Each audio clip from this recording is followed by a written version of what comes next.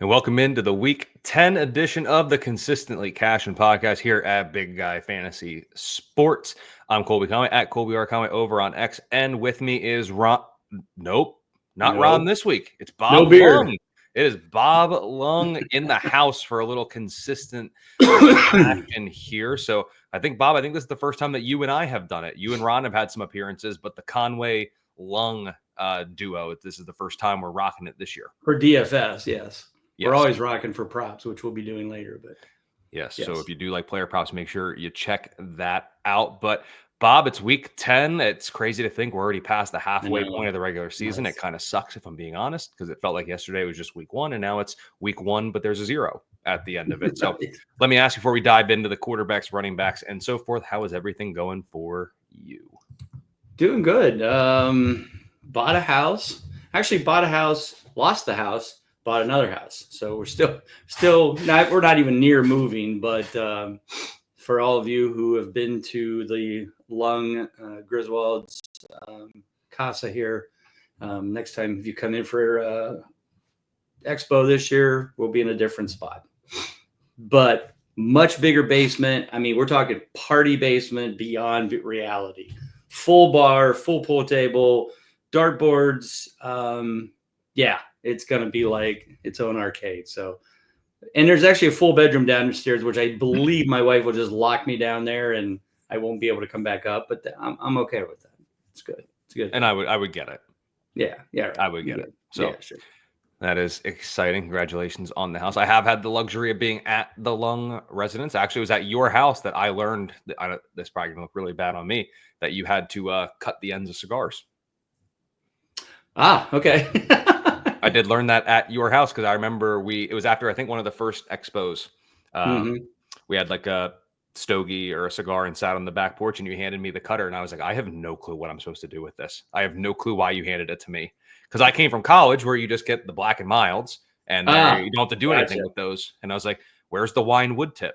What do I do with this? I just held it. I have no clue what you want me to do. It was your first real cigar. I was like, this is a weird fingernail clipper. Why is he giving this to me? This is odd. But anyway, congratulations. And now we'll celebrate with making a week 10 DFS lineup here on DraftKings. Try to get back in the clutch game department here in the Consistently Cashin podcast. So quarterback position, obviously headline, Jalen Hurts, Josh Allen. Nobody would fault you for playing anybody of those guys. So overall, what do you make of the quarterback position this week? Who kind of catches your eye? Where are you kind of thinking at the position as we kind of look at the quarterbacks? I mean, the ones that kind of stick out to me that I feel like has some potential and at a lesser price. Not that I don't like to pay up for quarterbacks, but I'm really digging Sam Darnold at 6,200 against the Jags and Brock Purdy against Tampa Bay. Jaguars are 32nd and Tampa Bay is 30th. Purdy is getting back everybody this week, except, of course, Ayuk. But Debo's back. CMC's back. Kittle is already there. Juwan Jennings has been a nice fill-in. So this could be a shootout. I know when we talk about the props at some point, you've got some ideas on that. So I think either one of those are the two that kind of feel like are both really good values. Those are two of my top 4 or 5 as well, if I'm being honest. So don't really need to bury the lead too much there with those. If you're paying up, obviously no one's going to fault you ever for going Jalen Hurts and Josh Allen. I am with you. I really like Brock Purdy at 6,500. I mean, Tampa Bay, all they do is play in shootouts, and basically minus Ayuk, Purdy's getting his whole ensemble back.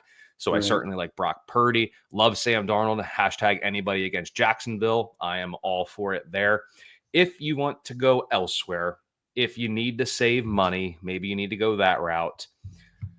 I really like Justin Herbert at 5,200 just because the passing offense has finally come along now. And while it might be tempting, I am going to urge you to not even consider Mac Jones. I know Minnesota's bled fantasy points to the wide receivers. I know Mac Jones is only 4,400 and he basically only needs 12 points to give you 3x.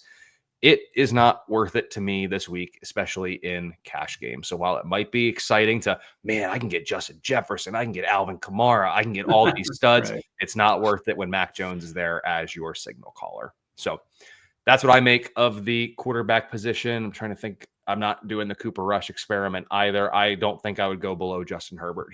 He's the cheapest quarterback that I have any inkling of hope with. I hope that's not one. Yeah, no, that makes a lot of sense. I mean, Bo Nix has certainly put up some good rushing yards, and I feel like he'll be running for his life against Kansas City this week. But I also believe Kansas City will, get a substantial lead, so could put up. But the thing is, he's not that much cheaper than Darnold and Purdy. He's only $200 cheaper than Darnold and $500 cheaper than Purdy. If he was down in the Mac Jones area, it'd be one thing, but just not cheap enough, not enough value in the difference between those and him.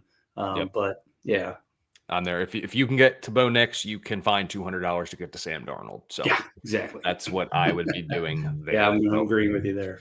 That's the quarterback spot. Let's go over to running back again, kind of like Hurts and Allen. Nobody will fault you for going the Saquon Barkleys or Alvin Kamara's of the world, especially when you look at Kamara, who had 35 touches last week. And he might just get that again because all of New Orleans is hurt. So Yes. he's about the only guy in town. You do have Bijan, Breece Hall, Jonathan Taylor. Who are some of your favorite running backs here for week 10, maybe for a DFS lineup? Well, since my boy Derrick Henry played last night, that means he's out. So, I mean, I think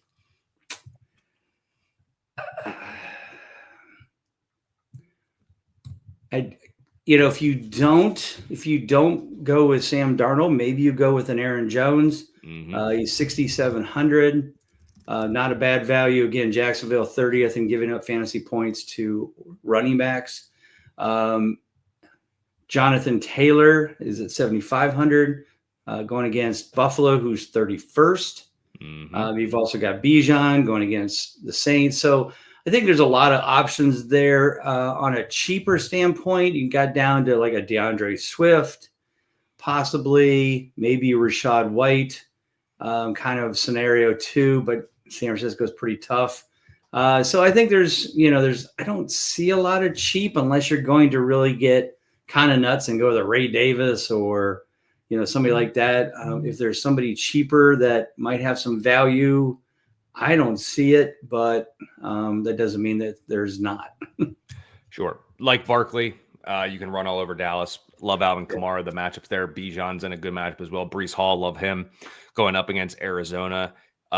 Really, if we look at this, Saquon, I think, might be in the smash spot, which is not exactly all that crazy, given that he's the highest running back on the board, but Dallas has allowed the fourth most fantasy points per game to running backs over the last 4 weeks. Actually, Denver's up there at 7th most. Maybe you go a Kareem Hunt. The only thing with Kareem Hunt is he maybe catches 1 or 2 passes. We need the rushing touchdown, or else he's not going to do it for us. You hit the nail on the head. Aaron Jones is in a great spot because Jacksonville's allowed the 6th most fantasy points per game to running backs over the last 4 weeks. It gets a little iffy when you get down below that.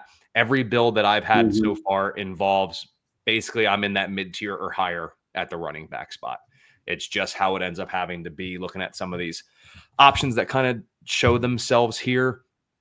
I like the DeAndre Swift call. New England's been pretty soft to running backs, and Caleb Williams has struggled, so they kind of really need him to be involved. James Cook, you can run it all over Indy. So I think those are some of the main running backs I'm looking at. This is not a good week for the value running backs. There's just nobody down there. None of these guys are going to step up into a notable role. So nothing really for me down there, Bob. I'll be honest. I got a champagne taste here at running back this week. I hear you. The only other one I was thinking about, it doesn't look like Brian Robinson is going to be playing again this week. Eckler, with all the passes he catches out of the backfield, he's only 5,800. Maybe some value there just because he had a nice week last week with Robinson not playing. So, but he is playing Pittsburgh in Washington, so got to be careful with that one. Pittsburgh has a pretty good defense, but checkdowns are checkdowns, and Eckler does they might be doing that quite a bit. And I like that you called that out because actually over the last 4 weeks, Pittsburgh's allowed the 9th most fantasy points per game to running backs, and they rank in the bottom 7 in terms of receptions allowed. to running backs over the last maybe we 4 got weeks. something there. And I think I might know the guy on the Washington team that is pretty well known in his career for catching passes out of the backfield in Mr. Austin Eckler. So Yeah. definitely don't hate that one. Let's head over to wide receiver. Let's just continue with the anybody but Jacksonville. If you have the money, nobody will fault you Right. for Justin Jefferson this week. They play a bunch of man coverage. Justin Jefferson destroys man coverage, whether he has 1, 2, 3, or 4 dudes around him. Sam Darnold has eyes for him and only him, it seems, at times. So obviously, Justin Jefferson clearly in play. This could be, if Jacksonville can somewhat keep it close, and that's my biggest concern. If I were guaranteed a close game throughout this, Justin Jefferson could flirt with 200 yards. And I don't think many people would be shocked. But other than Justin Jefferson at the top, who are some wide receivers that you have your eye on here? I mean, I was looking way down because I figure if we get Jefferson, we got to go cheap with one of the other ones. And as I kind of scroll through, nobody really jumps out too much. Yeah, not too much. Trying to see if there's anybody down there. Pearsall, I know, is playing, but again, with everybody back, he may not see the targets. Quentin Johnson might not be a bad choice. He had a really kind of blow up week last week against a usually pretty tough Cleveland pass defense. They're only 4,900. Again, looking to save some money if you're going to go big with JJ at the top.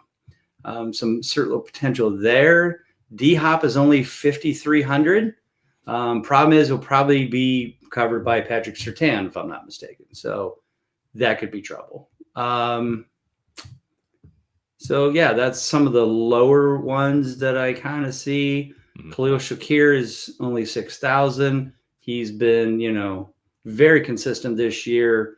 To the surprise of many, he's really kind of been Mr. Josh Allen's boy this every other week or every week. So definitely like that. There's other ones, Darnell Mooney, Marvin Harrison, but now you're getting to the 6,500 plus. So now you pretty much pick whoever. So that's just some of the ones that kind of catch my eye as I scroll through. Yep. A lot of ones I like as well. I like Garrett Wilson if you have the money for him. I really like Debo. I think he's going to be the San Fran receiver that pops off. Does have a questionable tag, but he's been practicing limited, so he's fine. Yeah. He'll be out there. Darnell Mooney, absolutely great spot. I love Josh Downs. You get at Buffalo in the slot, and Michael Pittman was ruled out. Yep. If you think it's not Josh Downs, I would lean Adonai Mitchell because he's only 3,400. Whereas Alec Pierce is like 4,900. So if you need a little bit of a salary saver, you can go that route. Some other names I'll call out. I also love D-Hop. The one thing I do like is the Chiefs actually hit him in the slot a little bit last week. So that could be a way for them to get him away from Surtain because Surtain doesn't go into the slot. So like that. I think Hopkins is very much in play. If you don't go Jefferson, but you want something with Darnold, again, anybody at Jacksonville or anybody against Jacksonville, you can look at Jordan Addison. Quentin Johnson, I do like him. He's on my radar as well. And then as you get down here, there's only 2 players on New Orleans I trust this week, and neither are a wide receiver. So we don't really have to do much there. Really, when you get down in this range, there's nothing that's doing it for me down here other than Adonai Mitchell. He's the only one that I would look at with Pittman ruled out. Let's head over to the tight end spot. Travis Kelce, George Kittle, and we are in that time of year where Cade Otton has emerged into the top tier of fantasy football tight ends, especially because of the injuries to Evans and Godwin. So tight end spot, typically I'm usually I'm going to just find a cheap guy and try to steal some points. I think I'm starting to switch my tune a little bit, and I might be intrigued by paying up for one of these top tight ends, but what tight ends do you like here in week 10? Like you said, I'm always kind of looking for that tight end value. Like I said, you can't go very low, and you just kind of get into players that you don't even know who they are. But I think, some that might be fairly cheap that might be beneficial. Hunter Henry has actually done really well over the last few weeks. And look, they still have Taysom Hill in here. He had a nice week last week, and since, like you said, nobody's playing for the Saints except basically Derek Carr and when he's not throwing somebody out to dry, and Taysom Hill and Alvin Kamara. So may not be. I mean, he's only 4,000. Hunter Henry's 3,900. Like I said, once you get past that, you start moving up into the upper realm. George Kittle is probably my favorite because Tampa Bay is terrible against tight ends. They're 30th. I think I even listed him in one of my other articles about if you're looking, for a great tight end this week, he's certainly one that looks like, I think I put him, he had like only 3.5 or 4.5 over under for the receptions. And I'm like, yep, they're going to throw to him a lot. Especially if Debo doesn't kind of get rolling at first, I could see them moving down the field with Kittle a little bit more early in the game and then get Debo kind of acclimated. But that's just some thoughts on tight ends for me. Taysom Hill is the other New Orleans Saint that I like, 4,000, and I'm looking at his numbers here. He's done quite well against Atlanta for his career with a bunch of numbers across the board just because he does everything. And, hey, in New Orleans, he's one of the only men in town. It's him and Alvin Kamara are the only ones there. So I like Taysom Hill a lot. He's been the one I've really defaulted to in most of the lineups I've built, and especially over the last 4 weeks, Atlanta has allowed the 8th most fantasy points per game to tight ends, and Taysom Hill is a threat to throw it. He's a threat to run it. He's a threat to catch it. And while frustrating it is to watch, and I can't stand watching him on Sundays, I will take the fantasy production this week. So I do like him a lot. Another one over the last 4 weeks, Tampa Bay's allowed the 2nd most points per game to tight ends. So George Kittle is very clearly in play. And at this point, I don't know how you go against Kate Otten. He's a tight end with 3 straight weeks of 10 targets with a touchdown, 3 touchdowns in 3 games and 75 plus yards. So I don't know how you look elsewhere at tight end. So that's kind of what that position looks like for me. Dallas Goedert is coming back, but no thank you there. Defense. You could obviously go Eagles because it's going to be against Cooper Rush. So you could look there. Pretty much when it comes to defense, I just build my lineup with my other guys and see how much money I have. And then I just try to fake optimism with whatever I have money left for. Yeah, because I was going to say the one that caught my eye was the Bears at only 3,000. They're going against the backup. No, I'm sorry. That's not who. They got Drake May. Yeah, you're right. Oh, it was Minnesota against Jacksonville because Jacksonville was starting Jones. That's what I was thinking. If you have the money, I'm not going to say no to it. That's for sure. Yeah, I got you. So, anyway, skip defense. We'll see what we have money for, and then we'll fake some optimism for somebody there. So let's go ahead. Let's build a lineup here. So we each, like I do with Ron, we each get one guy that makes our lineup. No harm, no foul, no conversation about it, no ifs, ands, or buts. Who is your one guy that we are locking in this lineup? I'm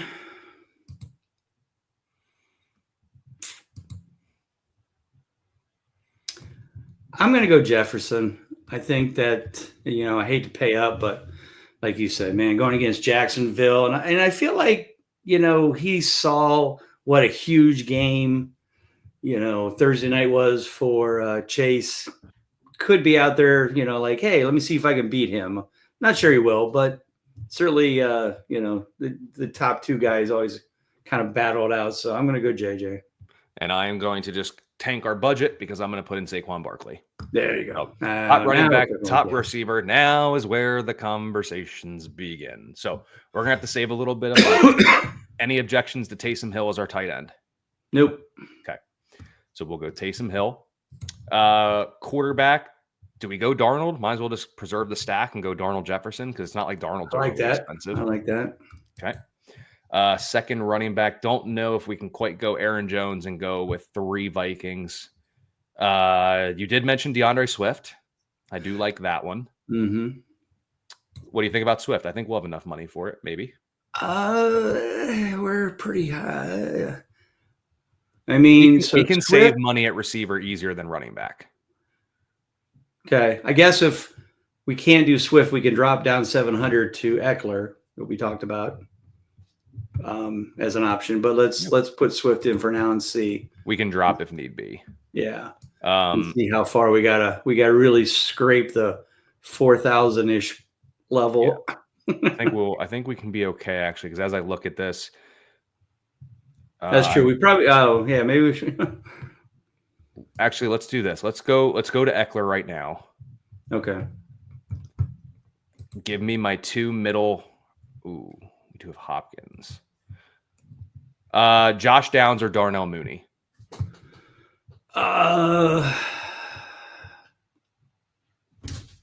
So New Orleans doesn't have Marcus Lattimore anymore. You don't have anybody. Drake London may or may not play.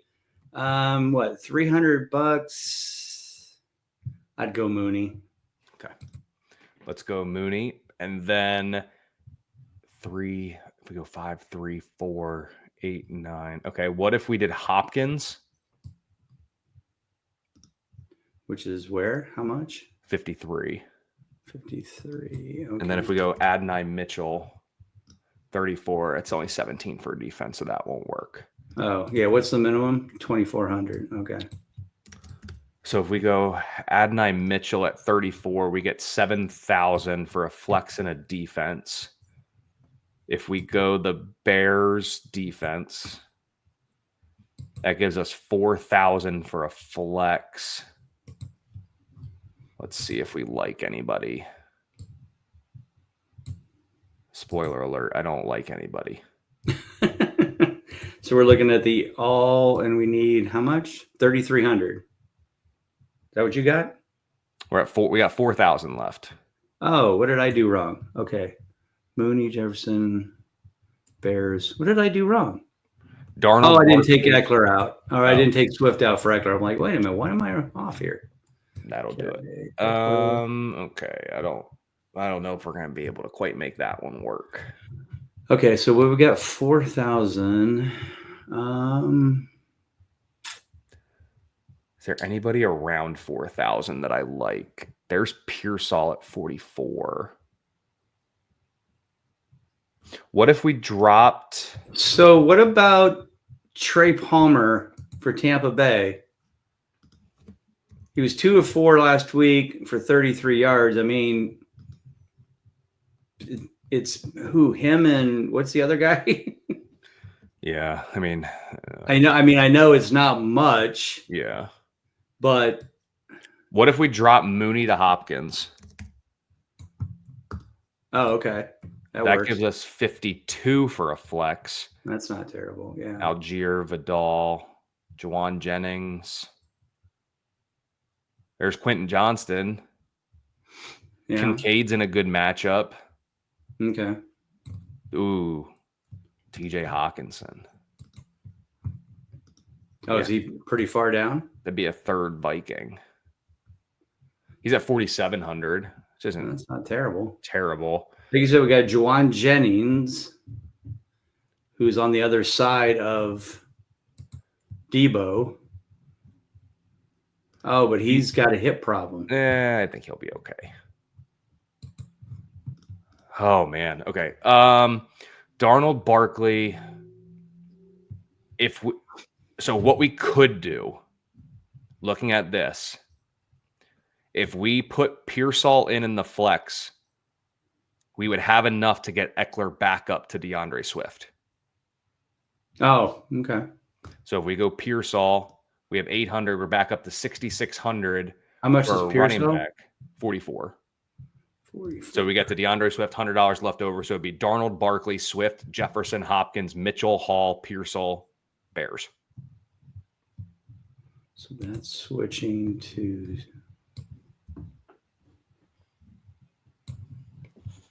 I think that's it. Yeah, I think that works. I think that's the winner. Let's lock it in. So the Week 10 consistently cashing lineup is Sam Darnold, Saquon Barkley, DeAndre Swift, Justin Jefferson, DeAndre Hopkins, Adonai Mitchell, Taysom Hill, Ricky Pearsall, and the Bears defense. The Bears. Bob, let everyone know where they can find you on X and the work that you have at Big Guy Fantasy Sports. Of course, Fantasy Football Consistency Show is Thursday night with Ron, so check that out. Colby and I will have done the article. It's already up on the site, and we'll be doing our podcast soon as well for that. So probably when you see this, after you done watching, you can probably just walk right over there. Click right over there in the YouTube channel and check out Prop It Like It's Hot as well. Find me on Twitter at Bob_Lone. Find me over on X at Colby R. Conway. Make sure you check out all the great work here at BigGuyFantasySports.com, and we will see you next week for the Week 11 edition of Consistently Cashin'.